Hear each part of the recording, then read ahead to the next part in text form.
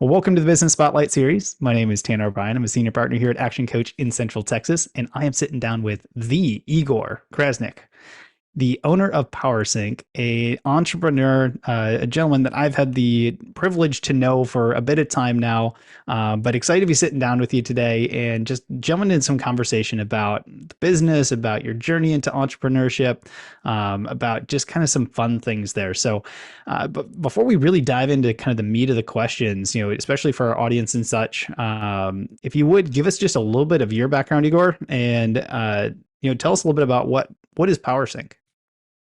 Okay, so a little bit about myself, then about PowerSync.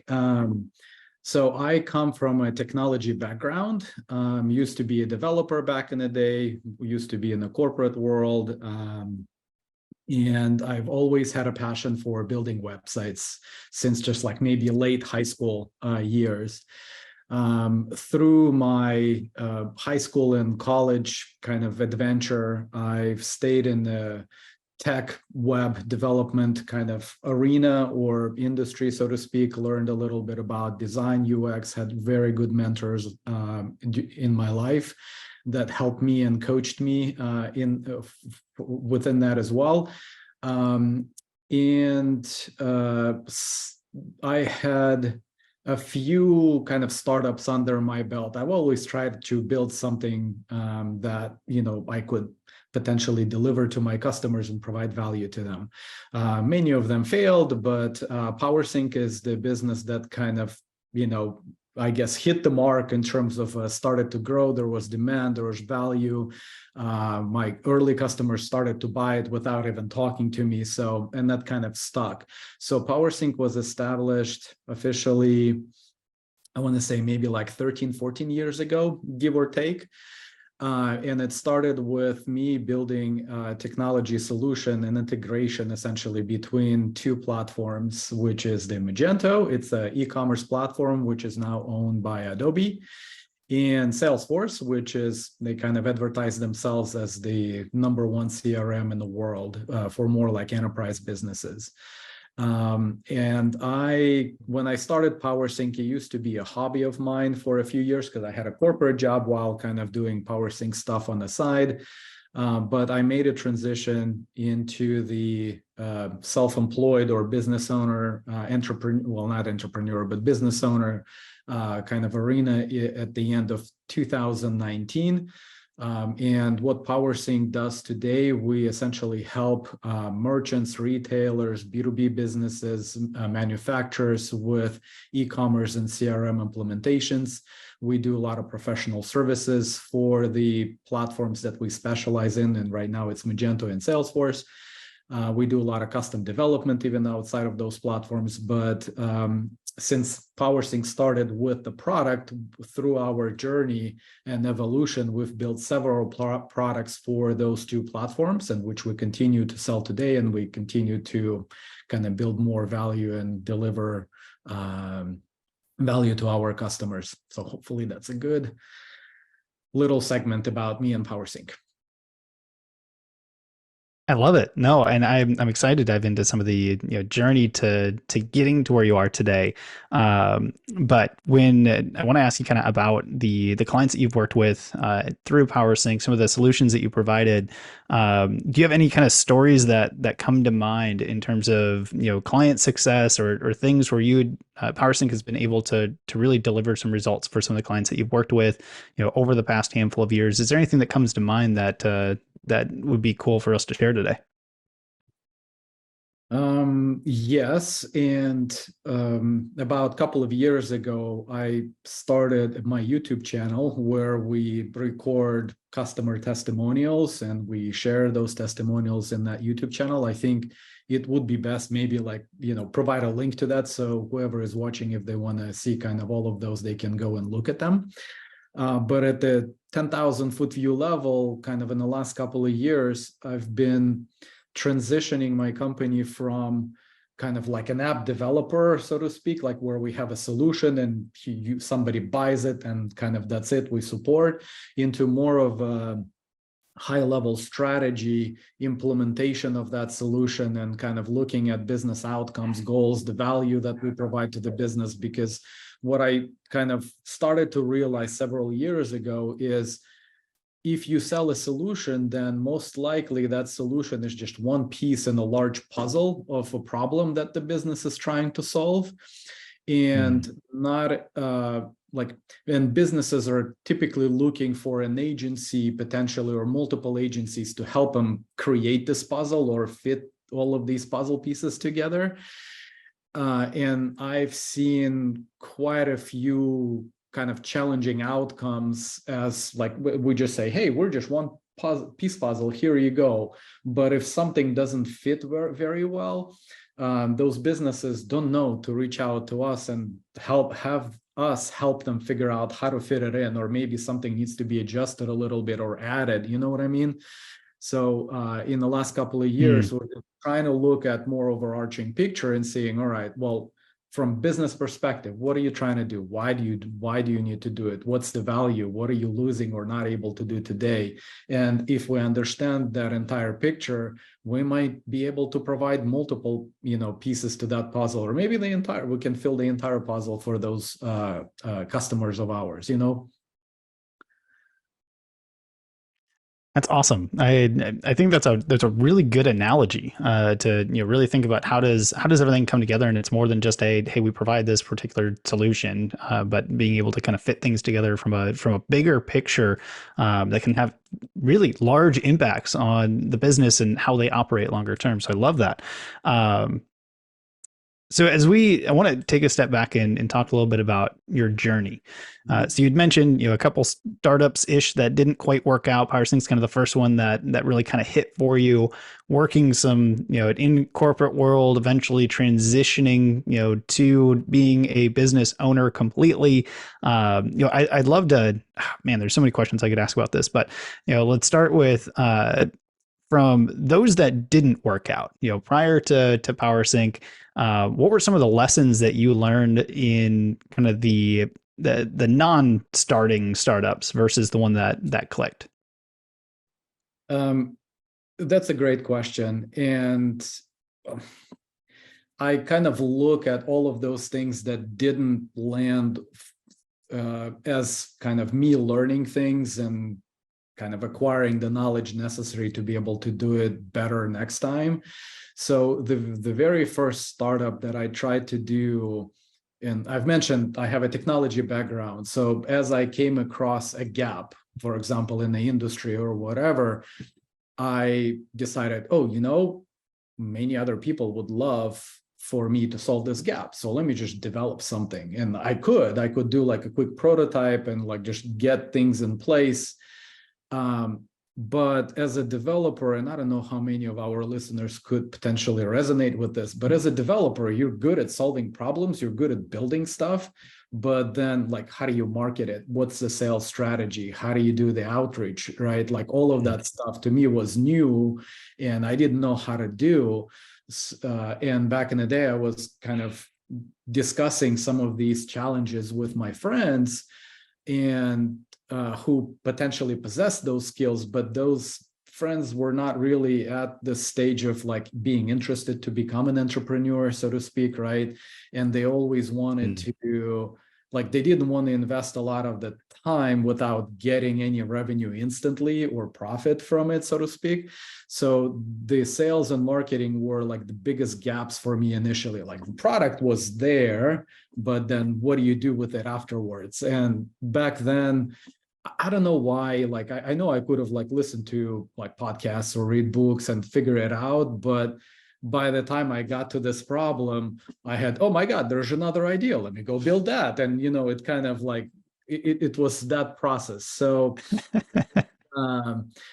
I don't even know if there is a phrase to call it, but anyways, I spent a lot of time building stuff, but not like taking them across the finish line. Could I have done that? Probably yes, but I guess I just like where I was in my life, I wasn't ready to kind of start closing those gaps. And when PowerSync happened, the product in nature was very technical. So a lot of the stuff like I could solve. And the beautiful thing about the integration that I built, I was kind of at the end of one of my corporate jobs and transitioning into another corporate job, I had like a 2-week kind of span between those jobs. And I like, those are the weeks that I spent building the product.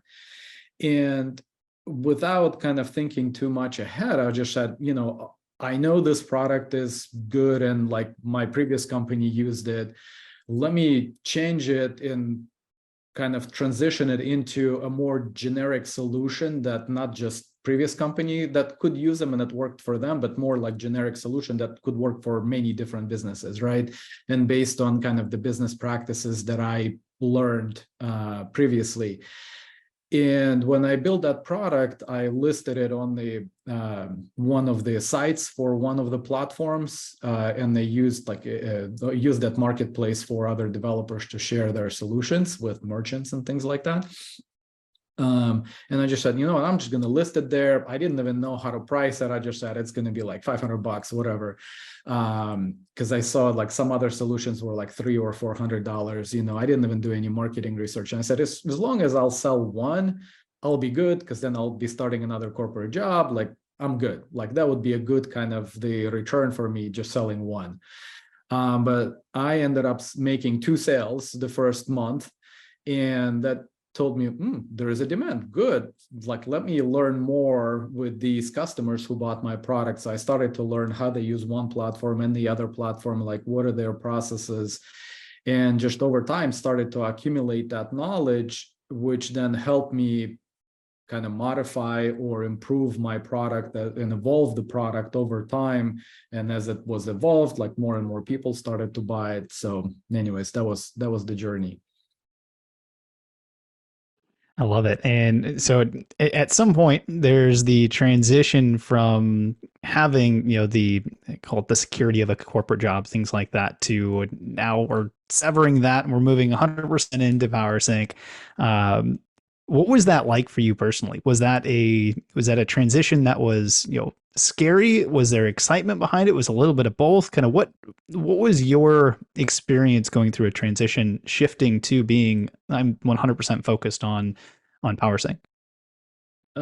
It was scary / challenging, obviously, because there was a level of unknown, right? So if we look before the transition, I had a certain workload which allowed me to, focus full time, yet, focusing on my corporate job, because that required full-time attention, right? And I only had a small portion of my time outside of the business hours or like over the weekends where I could coordinate. At that point, I had a small team already where I could coordinate with my developers, kind of set the strategy, like figure out what customizations we needed to do, etc.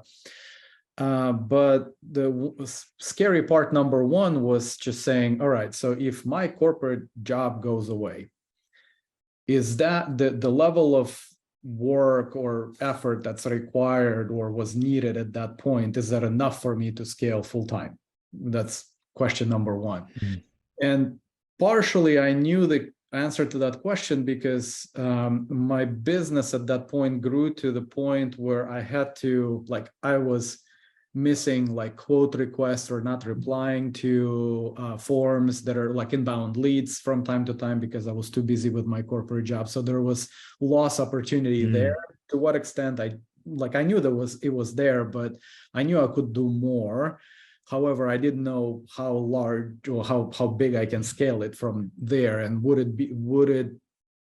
can it help me translate that part-time job into generating enough revenue for it to, come up to par or maybe even supersede not the revenue, but the salary that I was getting in the corporate world.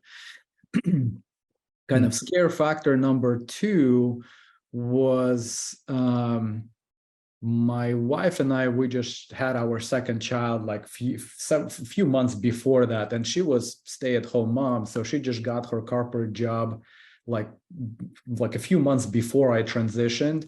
So there was a question of, well, will she like to continue and stay in the corporate world? Would there be like any disruption from that perspective? Do I need to pay for my own or to cover us, or like from health and dental coverage, etc., right? Like, do I need to figure that out, or could we shift to her plan? Like that was an unknown that we had to figure out.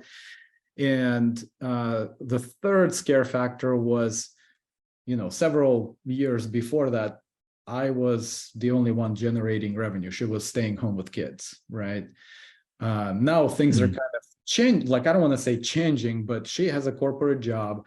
I am all of a sudden is responsible for kind of ramping up to the point where we were financially, right? So there was an unknown. Is the industry there for me to be able to do it? Do I have enough knowledge to be able to scale to that point? The third factor was before back then it was more of a hobby, right? Before, my hobby was not generating enough revenue for basically everything that I was generating, I was paying to my team development. Like, it was just, COGS and expenses, everything went to that. I didn't take any money out of it. So if I switch to full time, something needs to change, right? So I had to figure that out. So those were the things that we kind of went through as I made that transition. So how did you overcome those? Obviously, you made the transition. Things have gone fairly well over the last couple of years. How did you overcome some of those fear factors in that transition? And what did the first few months of the first year look like in being full time with the business?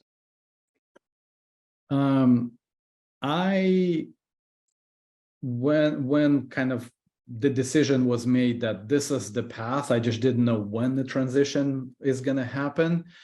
I kind of doubled down on listening to a lot of motivational books, business or sales related.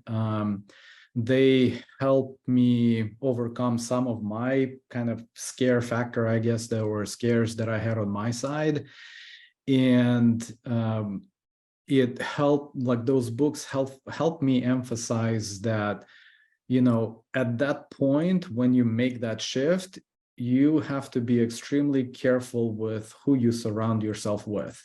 And at that point, look, man, and I got to clarify this because, when you're in a corporate job, you might have, certain circle of friends, right? Are all of those friends elevate you, or do they kind of keep you at the same level, or do they drag you down, right, based on their lifestyle, etc. I realized that a lot of people that I was communicating with in my circle of sort of friends or acquaintances, I can't even pronounce that word, but in my circle of network, I guess, close network, right? I realized that they're not elevating me. So I had to limit my communication and focus on finding people who just say, you know what, Igor, you're starting this new thing. You're obviously scared. We've done it before. And they helped me kind of lift up some of those concerns and, oh my God, maybe I'm not going to be able to do it, and just say, you know what, just try it. If you have questions, come and help, we'll help you. Those are the people that you want to surround yourself with, because at that point, you just need maybe verbal or some sort of support to say, keep going. And if you fall down, can those people help you get up quickly so you can continue walking forward? I think that was the biggest thing that I realized, and I had to change in a short period of time. Start changing, and it took me a short period of time to kind of get there. And another thing, I'll reference one of the books, and I realized that this author may not be the best for everyone in terms of personality, but I came across a book called The 10X Rule by Grant Cardone. He's straight sales guy, right? So, yep. and he basically has this concept of set 10X goals, right? don't set achievable goals, because if you achieve them, you don't know how much more you could have done. So in case I just set unrealistic goals, 10x them. If you want to make, $10,000 in the next year, say, I'm going to make 100K, and figure out what is the path for you to make 100K. Because at the end of the day, even if you're not going to hit that 100K, you're probably going to make more than 10K if you're kind of push yourself harder on that, right? And that's his kind of idea of trying to go that route. And that's kind of what I tried to do. I just said, you know what, like all these little goals, screw them. I'm just going to 10x everything.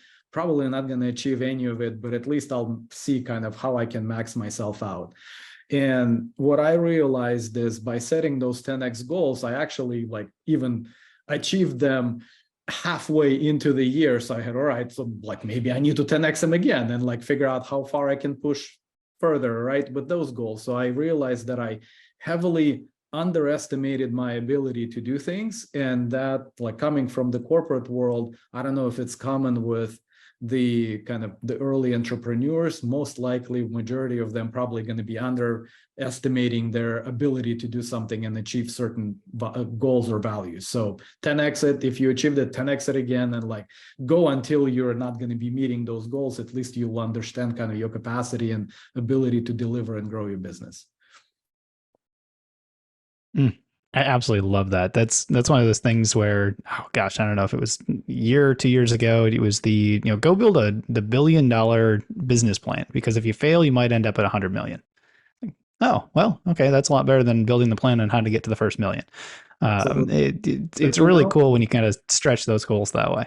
Absolutely. But like another thing that I've learned is like obviously setting up like, let me build $1 billion business. If you don't have any revenue, if your revenue is like below 100K, probably is not the right thing, because how you operate, True. a 6-figure business versus 7-figure business versus 8 or 9 is very, very different, and different challenges, different things, processes you need to put in place, etc. So my goal is like always like, well, first, like go for $1 million plus. Then from there, like figure out what needs to be done. Because like if you're already at the million, then most like if you're able to achieve 1 million all by yourself, you're in a good place, because after the 1 million, you can probably like you will start hiring people to delegate certain activities to. At that point, it's more like team building, making sure everyone is on the same page, etc. But before you hit like 7-figure revenue, I would just say you can easily do it by yourself, maybe with a few contractors. Try to eliminate that overhead early on while you're growing. I love that. So I'm curious in your journey, what has been kind of the, I don't know, one or two, choose if there's, multiple that you want to share, but what's been kind of the one biggest learning that you've had as a business owner specifically? So outside of, doing the job and building the product and that sort of thing, but just the process of, building a business, what's been kind of one of the, at least one of the most memorable things that stands out to you, that you've had to learn along your journey? You can do everything by like as your business grows, you can continue to do everything by yourself. I think that was the biggest learning. And in many cases, like at least for me, the way that it worked was, as my business grew, I didn't know what questions to ask or what to expect in order to get to the next level. This is where like coaching comes into play. And this is where DMH and Andy and you guys provided a lot of value to me, is just saying, all right, so here's where you are. Start thinking about like A, B, and C. It may not be relevant to you right now, but those are kind of the next steps. And as you identify those A, B, and C points, then like as a entrepreneur or business owner, you start thinking about, all right, well, if I have to solve for A, well, like what goes into it? You do some research, et cetera, and kind of bounce ideas and kind of navigate that path. So like the best analogy that I can give you is like, you're like, it felt like I was walking in the forest all by myself. And it was a heck of a lot faster for me to get through the forest when somebody told me like, well, you can go here, here, and here. Do you want to go by yourself? You can go by yourself. And when you get to the next point, like, we'll be always kind of above or watching you, through a drone or something like that, but we'll help you navigate the path and you'll figure out how to, get through that forest. Mm. And that goes back kind of to your earlier comment on who you surround yourself with, and I know that even outside of coaching, right? There's talked to so many business owners, and having mentors and just people that have been there, done that before, that you can ask some questions to, and kind of can peer around that corner that you don't even know to look around yet, can be like super impactful on getting from to that next step, that next phase. So some really cool stuff there. When you look at how far you've come so far and what you do today, I always like to ask about your we'll call it keys to success, and kind of framing this up here. How I tend to like define keys to success is when you look at what you attribute to, whether on a daily basis, an annual basis, that you do consistently that has led you to be successful. What would you say are your current keys to success? That's a tough one. I feel like, being a business owner or owning a job, right? Like before you become a business owner, when you're working for yourself, you are operating at a very different pace compared to when you have a corporate job. Very different pace. And it's much faster pace because things changing, you're making decisions like every hour or whatever. You might you might be using one CRM right now, and then all of a sudden you figured out there's a different solution that helps you get better value for your business, and you say screw the other one, we're moving, and like within the next couple of days you like shift everything over, right? So it's you have to be you have to like that pace. I'll put it this way, because I think like, I've seen some folks who try to get into the business, but if they're not able to move at that higher pace, then it means that one, it will take them much longer to build up their business. If they're in some industries, like for example, in technology is changing like on daily basis, right? Like with ChatGPT, for example, or any other solutions like that, AI.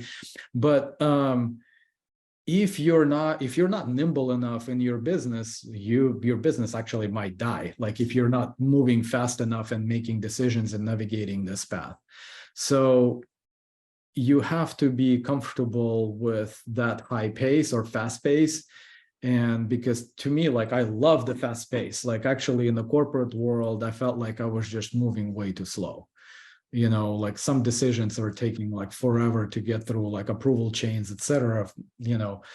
And whenever I kind of started to do my own thing, it was just like a breath of fresh air. Oh my God, I don't have to wait like months until something gets approved. You made a decision, move forward, do it, and you test, right? If it doesn't work, and just say, stupid me, I'm not going to do it again. I learned from it, like pivot again and move, right? It's that kind of agile, fast paced type of an environment where you like make decisions, fail fast, get up fast, and keep walking. Sorry, I completely missed your question. Did I answer your question, or maybe you can repeat it? I don't know if there's going to be more. Yeah, no, I think you did. I mean, it was around the keys to success. I mean, the being comfortable with fast pace is definitely a really solid way to look at answering that question. I always like to ask about advice too, right? I mean, in life, we'll just go with in life. There seems to be a lot of folks that give out advice. A lot of it's really, really good. Some of it's not relevant yet. Some of it may not be the greatest advice ever received. So I always like to ask about, is there a memorable piece of advice? Doesn't necessarily have to be the best advice that you've ever gotten, but a kind of most memorable piece of advice that you've received over the course of your time building business and getting into business ownership. So I'll kind of piggyback off of that fast pace. I think to me, the best advice that I got was don't let anyone slow you down on your journey. And if I remember correctly, even like Bruce Lee had a famous quote. He said like something, I'm not in this world to live up to your expectations, and you're not in this world to live up to mine. So you're kind of the master of your own journey. Set your own pace. And if somebody tells you, well, maybe you should slow down, do some more research here and there, like figure that out, just a, again, like if you're comfortable with moving forward, don't let anybody else slow you down. Because if you're going to constantly be slowed down by somebody else, like there will be somebody else who is moving much faster than you. So what would you rather have? Trying to play catch up with them, or like moving at your fast pace that potentially nobody else can catch up to, right? Hmm. I love that. I wrote that down because I don't know if I had heard it exactly that way before, and I absolutely love that. So Igor, I do want to be respectful of time. So before we kind of wrap up and start getting into kind of the final question, I always love to end these conversations on. I like to ask, when you look at your business or even your industry, what's like one thing that you wish more people knew about, whether it's PowerSync specifically or it's the industry that you're in? What's one thing that you wish more people knew about? Um, so in the last couple of years, I've built out an arm of the business that kind of handles professional services like customizations, like a lot of custom integrations and things like that. And I think the one thing that I'm kind of struggling with, and I don't know, like I think it's probably less related to kind of newer companies or like in the tech space per se, but like brick and mortar retail, B2B type of companies. Whenever we like, I'm trying to switch my company to the value-based pricing. So I'm on that journey. Like I haven't fully implemented the value-based pricing, but to me, the value-based pricing makes the most sense. And whenever I try to explain or propose value-based pricing to companies, in a lot of the cases, I get pushback saying, well, just tell me how many hours it will take and what your hourly rate is and how much it will cost. Right? It's that perception within companies that are just looking at a cost instead of profit and trying to re-educate various different levels. So I think maybe the kind of like if you're at C-level executive, it's less of a question because they're looking like more of a profit level, right? But down the stream, like VPs, directors, like more than you would think, they're questioning like, well, we don't want to give you budget. We don't know what the value is like. And to me, that's more of a kind of a disqualification answer. And I have to re-educate that prospect and say, well, listen, if I'm going to help you generate, let's say, 5 million additional dollars in sales, right? But I'm only going to charge you, I don't know, just pulling numbers out of the hat, like $500,000 for it. That's a good, investment, right? $500,000 to make 5, right? But they're not looking at that profit, right? The $4.5 million profit that they're going to make. They're just saying, well, we need to know exactly how many hours you're going to spend and like all of that, like what will it take? And they're only looking at the cost. In a kind of to wrap it all up, the value in, man, I lost my train of thought. Maybe we need to cut this out. Let me think about this. So they're focusing on the cost, not the profit, right? And shoot, lost my train of thought. What would they know? I want them to know about value. Well, that's right. And I want them to think about profit. I love it. At the end of the day. That's beautiful. I absolutely love them. That's such a good way to think about things, and especially if if anyone who's watching this is looking for some of the services that PowerSync provides, being able to really look at at the end of the day, if more money can be made, then the value is going to be there, right? So I'm always going to be a proponent of making connections, things like that. So if you're watching this later on, make sure you connect with Igor. Take a look at the website, things like that. We're going to get some contact information here in a moment. But starting that conversation, find out at the end of the day what makes the most sense for you and your business. Super powerful. So Igor, for those that are watching that want to find out a little bit more information, that want to connect with you and just have a conversation, where can they go? What is the best way to connect? Uh, I would recommend, like, if you're on LinkedIn, DM me, follow me, add me as a connection, do a direct message to me. That's probably one of the best routes. If you think I can potentially help you on your journey, like as you're, starting your business or as your business evolves early on, and if you think I can provide value to you, you can go to my website, powersync.biz, B-I-Z, and there's a bunch of buttons on my website that kind of say schedule a call. Just schedule a call. I do complimentary consultations early on with my prospects and customers. So happy to help you on your journey. Beautiful. And for those that are watching, as soon as we wrap up here, make sure that you go and check out the description of the video below. I will have the Igor's link there for LinkedIn. I'll have the website there. Make sure you go check out all the information. At the end of the day, a conversation to potentially help integrations and all the wonderful things in your business is going to be massively valuable. So ensure that you take advantage of that. But Igor, as we wrap up, I always like to end on one specific question. And that question is this: what is most inspiring to you today? At the end of the day, and this is kind of how my parents raised me, they raised me as like a contributor, right? You want to contribute and help people. So the most inspiring kind of thing that I get is when I jump on a call with somebody, we have a conversation, and after our conversation, it helps them make that next big step or leap in their business growth. So knowing that whatever information I provided to them was helpful and beneficial, and they're able to grow their business, like that inspires me to keep going, and that gives me fuel to do more and more. I love it. Igor, thank you so much for taking the time to sit down, have a conversation, sharing your story, sharing your business, all of that.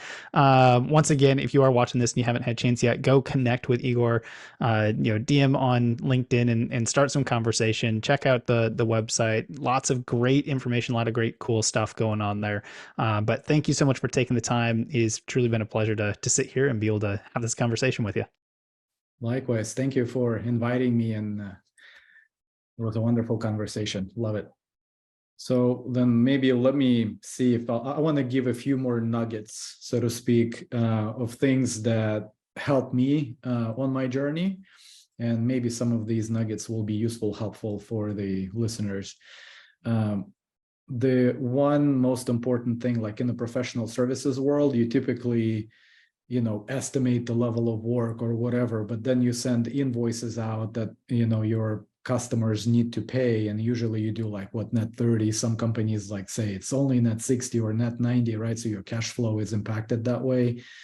One of the kind of biggest things that I've done is first dictate my own net terms and say, this is what I'm comfortable with. You can use it in your negotiation if it's like a strategic, important customer, right? But just say standard is like maybe net 14 or net 7, whatever it is, right? Whatever you're comfortable with.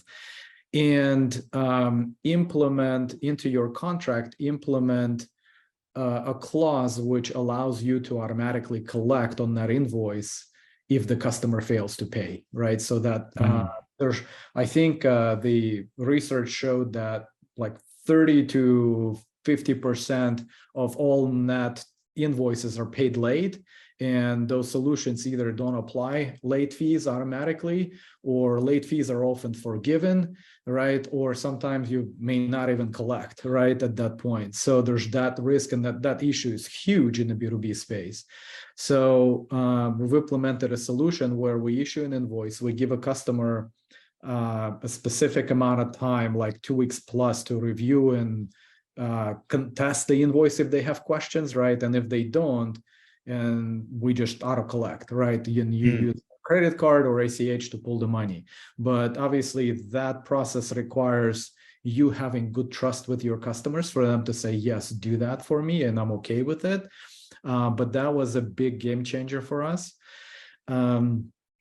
in addition to that, automation. So, and this might be applicable because, like, people are saying we're getting into recession, right? Like, companies are holding on to their cash, etc., and like nobody knows what will happen.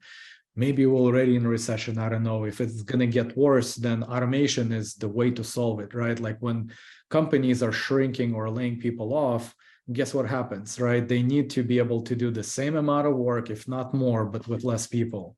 Yeah. So how do you do it? Like you can't just say, oh, now you're working 2 shifts. Congratulations. You will still do this work manually, right? So, and this is where like my company comes into play, and we help automate things, whether it's within your CRM or email or whatever, implementing AI solutions to help offload some of those kind of rigorous manual tasks that can be automated, whether with a human touch or just straight AI automation, to help you eliminate some of that operational overhead.